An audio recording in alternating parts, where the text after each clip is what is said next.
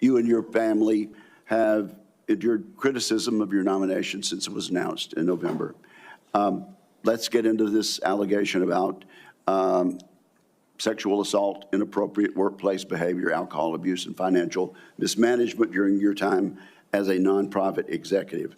I should note that the majority of these have come from anonymous sources in liberal media publications. But I want to give you an opportunity to respond to these allegations, sir.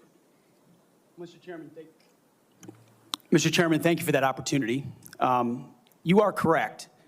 We undertook this responsibility with an obligation to the troops to do right by them for our warfighters.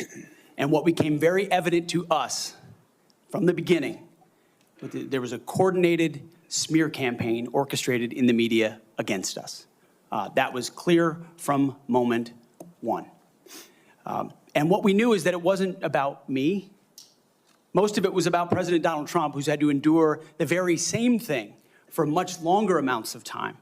And he endured it in incredibly strong ways. So we, in some ways, knew it was coming. We didn't understand the depth of the dishonesty that would come with it.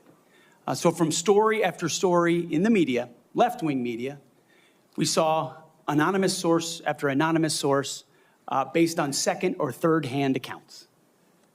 And time again, stories would come out, and people would reach out to me and say, you know, I've spoken to this reporter about who you really are, and I was willing to go on the record. But they didn't print my quote. They didn't print any of my quotes.